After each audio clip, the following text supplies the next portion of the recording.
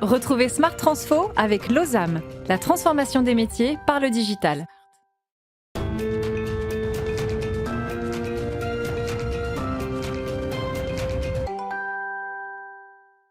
Salut à tous, on est de retour, Smart Transfo, la transformation des entreprises et alors là en particulier la transformation de la fonction finance. Alors ça tombe bien parce qu'elle s'est accélérée en fait autour de tout ce qu'on vient collectivement de traverser depuis 18 mois, enfin de tout ce qu'on vient de traverser, de tout ce qu'on est en train de traverser depuis 18 mois. Elle s'est accélérée, on va en prendre l'impact. Derrière, il y a une nouvelle accélération dont on a d'ailleurs parlé sur Bismart et dont on va parler de plus en plus parce que l'impact de cette transformation-là n'est pas encore bien mesuré par notamment les petites entreprises et les PME qui nous intéressent beaucoup.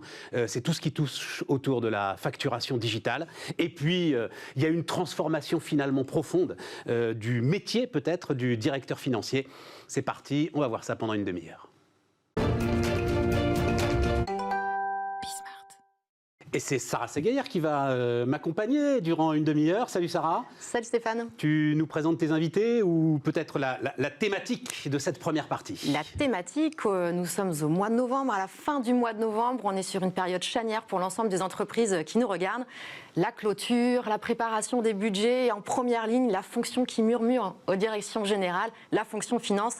Et on va parler plus particulièrement de pilotage, de la performance avec Jocelyn Grégoire. Bonjour Jocelyn. Bonjour. Et Laurent Sivon. Bonjour, ravi d'être là. Jocelyn, tu nous disais, en période de crise, en période de non-crise, quand on pilote mieux, tant mieux, mais en période de crise, tout ça est chamboulé. Et si on prend l'exemple des Galeries Lafayette que tu représentes, depuis 2020, une crise qui vous a touché de plein fouet, si je reprends mes chiffres, moins 65% de chiffre d'affaires en 2020, moins 50%, ça s'améliore, mais ça reste compliqué sur 2021. Qu'est-ce qui a chamboulé plus particulièrement la gestion, le pilotage de la performance que tu représentes aujourd'hui ? Oui, ben, en fait, en période de crise, en fait, nous sommes obligés en fait, d'être plus près des prévisions, de revoir nos prévisions le plus souvent possible. Et par rapport à une situation classique, nous avons été obligés de revoir nos prévisions en fait, quasi presque tous les jours, en fait, avant le confinement ou après le confinement. Et donc, du coup, nous avons été obligés de revoir nos outils. Et puis tout ça dans un contexte un petit peu particulier, puisque quand la crise a commencé à sévir, nous avons été obligés de réduire les coûts, réduire en fait le temps de travail, que ce soit de l'activité partielle ou autre. Et donc avec moins d'équipes, on a été obligé de faire plus de travail en fait dans un premier temps. Et puis surtout d'apporter des prévisions plus sereines, des prévisions plus sûres pour nos actionnaires. Et voilà, c'est la principale raison pour laquelle on a investi dans nos nouveaux outils qui nous ont servi en fait pendant la crise encore plus qu'avant en fait. Nouveaux outils, on y reviendra, mais là, une concordance d'enjeux à relever, les actionnaires qui sont demandeurs d'informations en temps réel, une activité qui a été en partie interrompue, des effectifs réduits. L'enjeu majeur, si on devait le résumer en un mot, c'est la qualité des données, la fiabilité, la rapidité, la performance. L'enjeu majeur, c'est d'être plus flexible, d'être plus adapté aux demandes. Donc, c'est vraiment avoir réussi en fait à fournir plus de prévisions, plus d'analyses, avec finalement moins d'effectifs, moins de temps de travail en fait. Et c'est ça l'enjeu majeur en fait de la transformation aujourd'hui. Et qui est tout à fait relevable, cet enjeu, puisque si tu es là aujourd'hui, c'est que vous avez réussi, notamment avec l'aide des équipes de Laurence chez Cécilia Tagetik. Cette conviction au quotidien, vous l'accompagnez. Qu'est-ce qui a changé pour tes équipes et toi ? On l'accompagne, évidemment. Ce qui a changé, c'est tout simplement la dimension temps. Comme le dit Jocelyn, les choses se sont accélérées. Il a fallu prévoir beaucoup plus rapidement. Une cadence absolument infernale qui est tombée sur toutes ces équipes qui étaient déjà un peu en souffrance avant la crise, il faut bien le dire. Et je pense qu'en période de crise, puisqu'on parle transformation, l'élément clé, c'est d'apporter du bénéfice. C'est d'apporter un petit peu de bonheur à ces équipes qui sont super tendues. Et là où Jocelyn a une idée excellente, c'est justement déjà d'automatiser tout ce qui est le réalisé. Ce réel qui fait souffrir au quotidien, les clôtures où ils passent leur temps à faire du data crunching dans les données issues du passé, avec bien sûr, il faut lâcher le mot, avec un peu d'Excel dans tout cela. C'est là où on apporte une promesse, on automatise tout ça pour pouvoir permettre aux équipes justement de simuler, de prévoir et d'accompagner les métiers dans une période qui était devenue complètement folle. C'est là où la technologie joue son jeu, c'est justement en automatisant toutes ces tâches à faible valeur ajoutée qui font énormément souffrir les équipes, parce qu'elles ont bien conscience que ce n'est pas là qu'est leur job, et leur job est vraiment dans l'accompagnement de métiers, les reprévisions, le futur, les plans à court terme, moyen terme, long terme, et prévoir y compris le cash. Donc l'intérêt de la techno, c'est vraiment d'avoir à tout moment une vision de là où on en est sur le réalisé, puis se poser la question du chiffre d'affaires réalisé à tous les étages de l'entreprise, et pour tout le monde, d'avoir tout le temps une vision compte de résultat, bilan et cash. Dans la période et avec les actionnaires qui ont mis la pression, je pense qu'effectivement, ce n'est pas un vœu pieux. Ah oui, non, et puis même, enfin, jusqu'à traverser les Galeries Lafayette, qui est... Enfin, c'est un truc de dingue, quoi. À un moment, faut le dire. Enfin, je veux dire, ce que vous avez traversé, il y a assez peu de secteurs qui l'ont traversé. Je vais le dire un peu brutalement, mais les actionnaires, c'est presque un détail. Non, c'est la survie de la boîte qu'il faut assurer. Oui, c'était ça, finalement, l'enjeu, Jocelyn. Qu'on traverse encore, d'ailleurs. Hein, oui, que vous traversez encore. Parce que le tourisme n'est pas encore, encore repris. Oui, tout à fait. Mais c'est exactement ce que vous dites qu'on a fait. C'est-à-dire qu'en fait, on a transformé d'abord nos outils, en fait, un peu avant la crise. En fait, le hasard a fait qu'on a investi dans ces outils-là. Bonne idée de l'anticiper. Voilà. D'être heureux. Voilà, c'était prêt au moment où... C'était presque prêt en cours, en fait, à les deux. Alors, on avait 2020, à la fois mars 2020. En fait, on a d'abord en fait, travaillé sur nos outils de clôture, en fait, mensuels. Et puis ensuite, on a travaillé sur nos outils de prévisionnel. Et dans ces outils de prévisionnel, finalement, on a gagné environ 2 semaines de temps de travail sur chaque prévision qu'on fait. Donc, faut le dire que ça prend à peu près 2 mois pour réaliser un budget pour nos opérationnels contrôleurs de gestion. Aujourd'hui, on a gagné 2 semaines.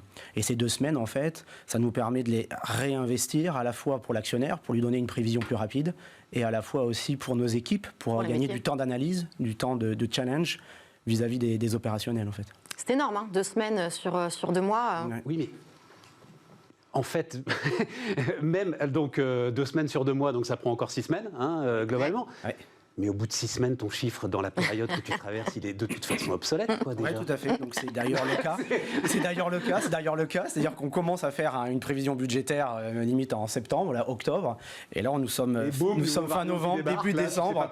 Et on est déjà en train de refaire, via les outils de rolling forecast qu'on a mis en place, en fait, on est déjà en train de réadapter notre budget. Dès le mois de décembre, en fait, alors qu'on n'a même pas commencé l'année 2022, en fait. Donc, mais c'est tout l'intérêt, en fait, d'être flexible, en fait, tout l'intérêt de limiter la charge de travail de mes équipes, au lieu de passer des heures et des heures à cruncher de la data, à intégrer de la data, à faire du contrôle manuel, hein, en fait, dans Excel ou dans Access, hein, c'est pas un gros mot. Aujourd'hui, en fait, on arrive en fait à limiter toutes ces tâches avec l'outil Tagetik, et du coup, on y gagne. C'est là qu'on y gagne beaucoup de temps, en fait. C'est le nouveau quotidien aujourd'hui, hein, de refaire les budgets, de refaire les budgets, de refaire les budgets. Et c'est comme ça qu'on peut aussi résister aux intempéries, aux impondérables, en étant justement le plus agile possible et flexible. Et de savoir surtout à tout moment où est-ce qu'on en est. Parce que si déjà il faut se poser la question de où on en est sur le chiffre d'affaires réalisé par magasin, par région, par département, c'est juste un enfer. Donc la technologie leur met ça dans les mains. Ils ont l'information de manière vraiment à pouvoir se concentrer sur on fait bouger des drivers opérationnels pour voir l'impact sur le compte de résultats, sur le bilan, prévoir le cash, puisque le cash est devenu complètement critique dans cette période folle que l'on traverse. J'ai certains de mon clients qui m'ont dit, écoutez, chez nous, le sujet, c'est plus le DSO, vous savez, ce nombre de jours moyen de recouvrement des factures, c'est le DOS, le Number of Days of Survival, combien de temps on va tenir, quoi. Donc, j'ai trouvé ça absolument génial. Mais l'enjeu, il était là. C'est vraiment de pouvoir se concentrer sur la vraie vie, l'élément, le moteur, le fuel pour permettre à l'entreprise de traverser ce que fait les Galeries Lafayette de façon géniale. Je reviens sur mes 6 semaines. Là, mais non, mais sur cet exercice obsolète, au moment où il sort, il reste indispensable. C'est-à-dire, il faut continuer à le faire quand même. Oui. Ça, tu dois absolument avoir ce point d'ancrage. Oui, parce que sinon, régulier. Sinon, chaque opération ne le fait plus. Le chaque opérationnel peut être perdu, en fait. Il n'y a plus d'objectif pour l'entreprise. Donc, on est obligé. Et justement, si on n'est pas capable d'être flexible, c'est qu'en fait, on va sortir un budget pour l'ensemble de l'entreprise qui va déjà être obsolète. Donc, qui ne va pas être suivi. Si on est flexible et qu'on arrive à adapter le budget régulièrement... Voilà. Il est fiable à un instant T. Fiable à l'instant T, mais à le revoir, en fait, ça nous permet, en fait, de redonner régulièrement des nouveaux objectifs aux équipes. Et c'est par là qu'on va arriver en fait à les tenir en fait. Laurence? Faire des simulations. Alors après, il y a un autre grand débat qui est budget ou plan et rolling forecast. On voit aussi les deux tendances sur le marché, mais l'essentiel, c'est de pouvoir être très réactif, de pouvoir simuler, refaire une version autant qu'ils veulent. Je pense, Laurence, que ce budget, il va disparaître petit à petit, forcément. Enfin, qu'il va falloir trouver un moyen d'en sortir. On va dire ça comme ça. En tout cas, l'intérêt quand même de ce que nous venons de traverser, c'est que toutes les équipes finance ont fonctionné sans budget. Il était devenu complètement obsolète. Donc il n'y avait plus de phare, plus de fil rouge. Ils ont fait 100. Et tout l'intérêt, effectivement, de fonctionner avec un plan, avec des KPIs, un rolling forecast et surtout de gagner en réactivité, en agilité, en instantanéité. Parce que le process budgétaire qui dure 8 mois sur 12, je pense que l'époque a démontré toute son incohérence en fait. On est en plein dedans là. Je pense qu'il y a certaines équipes finance qui nous écoutent, qui n'auront pas de vacances de Noël, qui passeront certainement le jour de l'an derrière leur ordinateur. Et c'est ça l'avenir pour eux, c'est les outils pour, alors peut-être Access, Excel, les faire disparaître. Comment on met en place ce type de projet? On a parlé d'outils, on a compris qu'il en existe, heureusement, qui peuvent révolutionner et résoudre ces problématiques. Il y a une conduite du changement. Est-ce que les équipes trouvent tout de suite leur marque? J'enlève Excel à un contrôleur de gestion, je pense qu'il tremble un petit peu quand même. Oui, alors déjà, on n'enlève jamais Excel. On n'enlève jamais Excel à un contrôleur de gestion. C'est un outil indispensable de toute façon dans notre travail du quotidien. Par contre, oui, je pense qu'il faut d'abord savoir pourquoi on veut mettre en place l'outil et comment on veut le mettre en place. Ça, c'est la chose la plus importante. Et ensuite, essayer de bien regarder dans l'audit qu'on fait en interne, regarder quelles sont les tâches à faible valeur ajoutée qu'on peut en fait supprimer pour gagner ce temps de travail en fait, puisque l'outil, peu importe l'outil qu'on met en place, ne va jamais remplacer Excel et va jamais faire le budget en un jour en fait. Il y a l'intelligence humaine derrière qui doit travailler. Donc il faut absolument qu'on arrive à bien définir en fait les tâches, les processus, toutes les tâches, tout ce qui en fait pose problème en fait dans le processus financier lors de l'élaboration budgétaire. Parce que si un budget dure 3, 4, 5 mois, c'est que c'est pas normal. Il y a quelque part un process, soit en amont dans les outils, soit après en aval dans les décisions qui ne sont pas correctement bien ficelées. Et donc en fait, il faut d'abord bien définir ces tâches en fait qui sont... Donc un travail préalable, on ne se lance pas. Exactement, on ne se lance pas comme ça. Et une fois qu'on a bien défini ça, après on peut écrire deux futurs process et après utiliser un nouvel outil. Et tu disais il faut définir son objectif en une phrase. Quel était le vôtre aux Galeries Lafayette? C'est compliqué, mais on peut juste dire que le but était de fiabiliser la donnée et de façon plus rapide, plus optimisée en fait pour les équipes. C'était surtout ça notre objectif. Sinon, tu dis ensemble plus fort vers 2022, tu vois, ça passe toujours. Exactement, voilà, exactement. Non, mais s'il y en avait qui n'étaient pas convaincus, le stress test en temps réel vécu par les galeries depuis 18 mois, je pense, a emmené la conviction d'absolument tout le monde là. Complètement. Ouais, voilà. Complètement. On a au début en fait abandonné le budget au début du confinement. On a travaillé grâce au rolling forecast tout simplement en travaillant pour le coup entre Excel et Tagetic en fait et ça nous a permis en fait d'avancer pendant un an et demi. Et puis là on utilise en fait tous les derniers modules de l'outil qu'on a mis en place pour en fait utiliser toute cette flexibilité pour tous les mois, en fait, revoir nos prévisions et simuler notre cash, en fait, tout simplement. Être bien préparé. Si je pouvais donner un conseil sur tous les projets qu'on voit, il est fondamental d'arriver en sachant comment on veut se transformer, comment on pilote l'entreprise. Ça ne sert à rien de demander à la technologie de refaire des centaines de reporting tous les mois que personne ne va regarder, parce que quand même c'est comme cela aussi.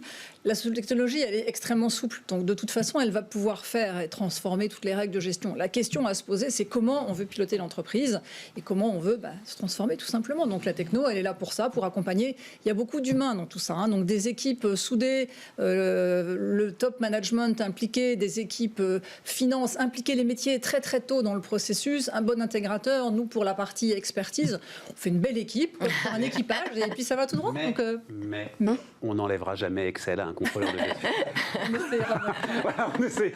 On n'essayera même pas. Merci Laurence, merci Jocelyn. Fin de cette première partie, on se retrouve tout de suite.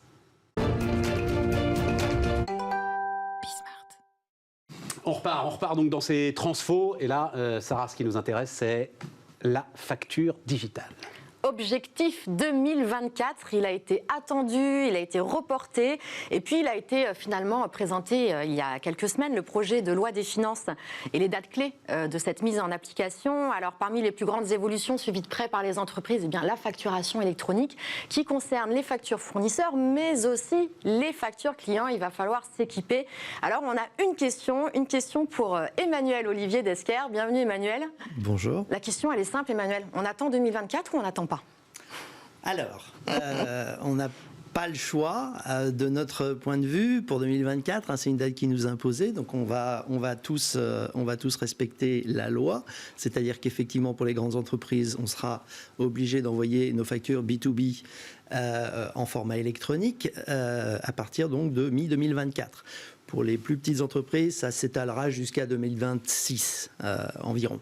Ce qui est important à savoir, c'est qu'au-delà de l'envoi, vous parliez de factures clients, factures fournisseurs, en fait c'est les mêmes, hein, ça dépend comment on les regarde. Exactement, elles arrivent selon d'un côté, elles arrivent de l'autre. Hein, bon. Et en fait, il faudra être prêt à recevoir des factures électroniques pour tout le monde dès mi-2024. Donc effectivement, c'est un grand changement pour toutes les entreprises en fait, de ce pays. C'est un chantier absolument gigantesque. Par contre, au-delà de l'obligation, et c'est vraiment notre conviction chez Esquer, ce qui est important pour nous de considérer, c'est le process. La facture, c'est un outil, c'est un moyen de communication, c'est important, mais c'est pas ça qui va faire la performance de l'entreprise. Et donc, ce qu'on recommande vivement aux entreprises, c'est de ne pas attendre, justement, cette échéance de 2024 et de regarder leur cycle de fonctionnement interne sur donc, la facture client, comment cette facture est produite et surtout comment la relation client autour de la facturation est organisée, de telle manière qu'on puisse améliorer la performance de l'entreprise et pas juste respecter la loi. Avec ce qu'on vient de traverser, finalement, c'est presque une continuité logique. On a passé 18 mois et pour certains, sans possibilité d'aller au travail. Les factures arrivaient pour certaines par courrier, étaient posées tranquillement sur un tas qui attendait que les gens reviennent. Ah bah, elles étaient sous une porte. Ouais, sous une porte, c'est ça. Ça a enclenché des choses, finalement, ça a permis de secouer un petit peu les mentalités avant que cette réglementation n'arrive à être mise en œuvre. Oui, tout à fait. C'est clair qu'on a tous vécu des moments un peu compliqués. Tous ceux qui étaient organisés sur le papier, ils ont vu pourquoi ça aurait été mieux de faire un petit peu différemment et d'anticiper un petit peu sur ces flux-là. Ça a mis en lumière vraiment, au-delà de la facture, hein, ça a mis en lumière les processus qu'on appelle back-office, hein, le plus souvent, qui sont vus de manière un petit peu simpliste, souvent à l'extérieur des services considérés, mais qui en fait assurent le fonctionnement d'entreprise et assurent en grande partie sa performance. La facture, c'est un document, mais la facture, c'est aussi une manière de communiquer avec ses clients, c'est une manière d'être agréable ou désagréable avec ses clients, c'est une manière d'assurer ou de ne pas assurer l'entrée du cash dans l'entreprise. En fait, la facture, et c'est moi qui le dis, on s'en fout. Ce qui compte, c'est le business. Mais bien sûr. C'est mes clients. C'est quand rentre le cash. C'est ça. Il se trouve que la facture, c'est le véhicule. Mais c'est pour ça qu'il faut presque pas d'ailleurs y aller, comme le disait Sarah, par l'aspect réglementaire. Absolument. C'est une chance formidable en fait qui est offerte à toutes les entreprises de gagner du temps, de gagner du temps sur les délais de paiement, de plus avoir de factures refusées, rejetées, etc. Enfin bref, c'est quelque chose qu'il faut prendre, moi je pense, avec enthousiasme. Alors nous, ça fait des années qu'on prêche ce message. Bien sûr. Vous pouvez en témoigner. Ça fait des années qu'on dit ça. Et bon, en fait, on est très content de voir que maintenant, finalement, le gouvernement va nous aider. Hein. Et on n'est pas les premiers en Europe, en France, à faire ça, ni même dans le monde. Hein. Donc c'est une très bonne chose. Ça va accélérer les choses. Avec la pandémie, ça va faire deux choses qui vont fortement accélérer les choses. Mais maintenant, il faut regarder le métier. Il faut regarder, encore une fois, comment j'utilise ces nouveaux outils, ce nouvel environnement pour avoir une relation client qui soit repensée, qui soit plus productive, qui me permette de me différencier, qui me permette de faire fonctionner mon entreprise, de faire rentrer mon cash de manière plus efficace. Et vous allez nous aider à faire ça ? Et c'est ce que fait Esquer depuis 20 ans. Ça. C'est ce que fait Esquer depuis 20 ans, en repensant le processus, la manière qu'ont les gens de travailler, la manière que vous avez de faire du business avec vos clients. C'est ça qui compte, c'est pas juste un bout de papier. Et même si ce bout de papier il est électronique, ça change pas grand-chose. Juste une précision, une chose, parce que quand même, on parle à tout le monde et à toutes les entreprises. Un PDF envoyé par mail, ça n'est pas une facture électronique. Voilà. Alors il y a un gros débat. Non, mais ce ne sera pas ça suffira pas. Voilà. Moi je suis tranquille, j'envoie des PDF. Non. Ça ne sera pas. Non, ça ne sera pas ça. Non, ça ne sera pas ça.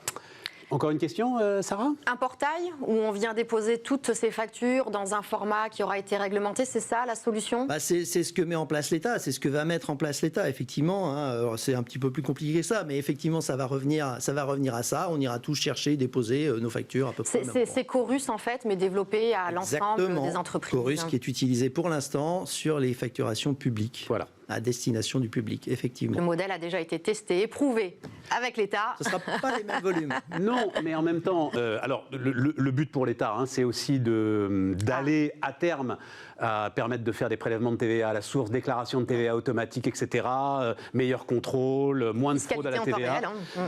C'est 15 milliards d'euros quand même, par exemple, qu'on estime pouvoir récupérer en fraude à la TVA qui va être rendu impossible par l'ensemble de ces Ça sont les enjeux de l'État. C'est des enjeux de l'État. Non, ce que je veux dire, c'est qu'à chaque fois que l'État a des enjeux comme ça, et on le voit bien avec nos impôts, ça fonctionne très très bien. Oui, tout à fait. Il est très efficace. Il est très efficace. Les moyens sont mis en œuvre. Voilà. La question, c'est comment est-ce que nous, au niveau entreprise, on utilise ce mouvement-là pour en bénéficier aussi.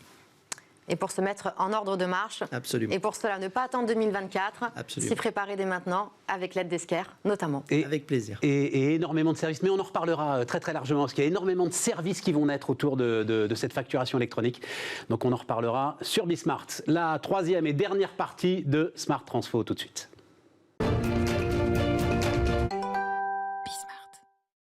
Troisième et dernière partie de ce Smart Transfo. Sarah. J'aime à dire que ce sera la partie la plus philosophique qui va nous animer en partant du postulat que le directeur financier n'est plus ce qu'il devait être.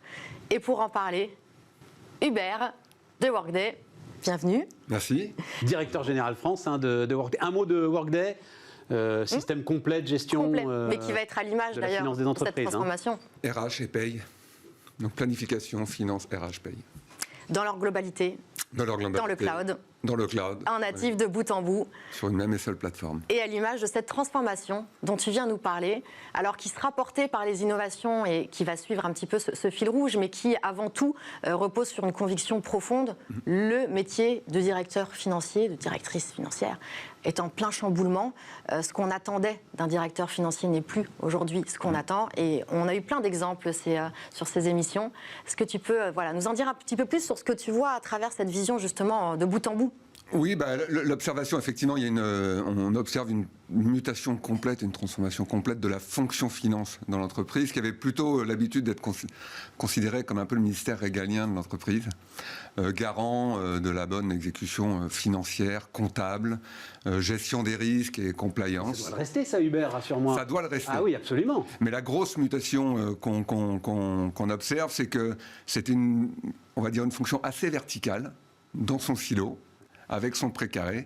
Elle est en train de basculer dans une fonction complètement transverse de l'entreprise, où aujourd'hui, quelque part, la finance doit prendre en considération des dimensions totalement nouvelles.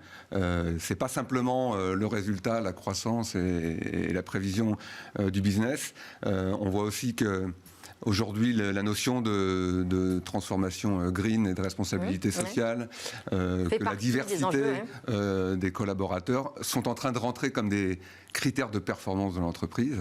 C'est des sujets nouveaux que le directeur financier ne prenait pas en compte à l'époque, qu'il est en train d'embrasser de manière générale. Et juste pour la petite anecdote, quand j'étais jeune commercial et mes cheveux blancs en témoignent, j'avais été marqué par Thibaut de Tersang, qui est le directeur financier de Dassault Systèmes, à qui on lui avait demandé, mais c'est quoi la définition d'un CFO ?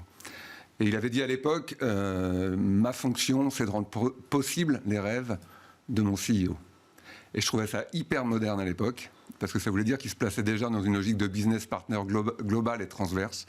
Et à mon avis, on est en train d'être dans cette ère-là pour la direction financière aujourd'hui. Oui, mais là, tu restes justement dans le régalien et collé au CEO. Est-ce que le même dirait pas aujourd'hui, ma fonction, c'est de rendre possible les rêves de tous les métiers, en fait. Alors, c'est exactement ce que ça veut dire. C'est ça. Parce que le CEO, lui, il est en train de... Oui, mais c'est tes outils qui permettent ça, en fait. Le digital, en fait, permet d'aller descendre la finance dans toutes les strates de l'entreprise. Il y a le digital, et pas que ça, il y a aussi la philosophie, puisqu'on parlait de philosophie tout à l'heure, qu'on a injecté, nous, dans la manière dont on a conçu cette plateforme. Avant, les solutions financières, c'était on va gagner de la performance en rationalisant les processus financiers, en les contrôlant. Sur le long terme, c'est-à-dire qu'on fait converger tout le monde sur des processus plutôt c'est ça. rigide et pérenne dans le temps. Et c'est toi qui t'adaptes au process, c'est pas le process qui t'adapte à ce que tu Et fais. là, on est en train de basculer, et les quelques derniers mois qu'on a vécu le montrent, dans une logique très data-driven, c'est-à-dire que la performance, c'est pas simplement les gains de productivité par rapport à une rigidité et une convergence de l'entreprise, c'est comment on s'adapte, comment on met plus d'agilité à la fois dans le modèle financier, la planification, l'anticipation du modèle économique, que ce soit en gestion des risques d'ailleurs, mais aussi en gestion d'opportunités, des acquisitions, de l'implémentation internationale, etc. Et comment on décline ça de la planification à l'exécution du modèle opérationnel, mais aussi à l'organisation des gens et des people, d'où notre vision, nous, d'avoir cette plateforme transverse de la planification au modèle financier jusqu'à l'organisation pour que cette agilité soit totale. Et effectivement, j'allais dire l'analogie qu'on pourrait faire. À l'époque, le CFO donnait la voiture et l'essence. Aujourd'hui, il fournit le copilote et aussi le Waze et la trajectoire pour trouver le chemin le plus efficace. Donc en fait, il met de l'intelligence dans des processus transverses de l'entreprise, alors qu'avant, il était garant et comptable de la bonne exécution financière de l'organisation. C'est quand même un changement de paradigme total. Et d'ailleurs, il n'y a aucun moyen pour nous de mettre en œuvre notre technologie sans accompagner aussi l'évolution culturelle de l'organisation. C'est intéressant cette image du Waze, moi j'aime beaucoup, c'est pas la première fois que je l'entends d'ailleurs, de la part de l'ensemble de ceux qui participent à la transformation de cette fonction finance. Ça veut dire, je peux vous dire où on en est, je peux vous dire quelle est la meilleure route à prendre pour qu'on y arrive, je peux vous dire s'il y a des embûches, des bouchons, voilà, un accident par ici. Il y a un thème que j'aime bien, c'est comment je vous aide à détecter les signaux faibles. Et les signaux faibles, tant en termes de risque que d'opportunités. Et pour ça, il faut pouvoir faire converger une donnée juste, unitaire, partagée, démocratisée. C'était quand même un vrai enjeu aussi. C'est qu'avant, l'information, c'était le savoir. Aujourd'hui, si on veut être efficace, l'information, il faut la partager. Oui, mais l'information financière, elle ne peut pas être complètement démocratisée quand même, Hubert, c'est pas possible. Alors, tu peux pas, l'information financière, c'est là où le côté régalien, garant du chiffre, il y a quand même une certaine dose de confidentialité à garder sur certaines de ces informations financières. On est complètement d'accord. D'ailleurs, nous, c'est pour ça qu'on a injecté dès le départ des capacités, alors déjà d'audit et de traçabilité, parce que quand on est garant de la compliance, etc., et du risque, on est contrôlé. Il faut savoir contrôler, expliquer comment les événements se sont passés de manière transverse, et puis évidemment un niveau de sécurité sur la donnée qui doit être total, parce que si l'information doit être partagée, elle doit être partagée dans les limites de à quelle information j'ai le droit d'accéder par rapport à mon rôle et mon profil dans l'organisation. Donc ce niveau de granularité, de sophistication, d'agilité, d'adaptation aux organisations, et Dieu sait si elles sont diverses et variées, c'est un des niveaux d'agilité qu'on propose depuis 16 ans. La technologie permet d'accompagner ce changement de paradigme, de faire descendre et remonter d'ailleurs l'information, ça fonctionne dans les deux sens. Aujourd'hui, les CFO, les directeurs financiers les plus inspirés et inspirants, comment ils doivent l'exploiter, cette technologie? Parce que c'est pas le tout de l'avoir, la data. Qu'est-ce qu'on doit changer en termes de compétences, en termes de vision, peut-être aussi de leadership pour l'accompagner? 50 secondes pour répondre, Hubert, à cette question. Déjà, il y a un accompagnement de culture. Je le disais tout à l'heure, donc on est passé d'un modèle très comptable, très process, très écriture, à un modèle de plus en plus contrôle de gestion. Donc il y a, je le disais, quelque part un changement culturel à opérer. Il est souvent d'ailleurs le CFO très business partner des autres fonctions de l'entreprise pour accompagner ce changement dans tous les départements de l'entreprise. Ça passe aussi par, j'allais dire, un accompagnement, une formation importante des équipes, parce qu'il ne suffit pas de prétendre vouloir faire des choses sans accompagner ces people. Et un dernier point? Et un dernier point, il y a montrer l'exemple. C'était Smart Transfo, les amis, et autour de la fonction finance et de la transformation de la fonction finance. Et on se retrouve évidemment très bientôt.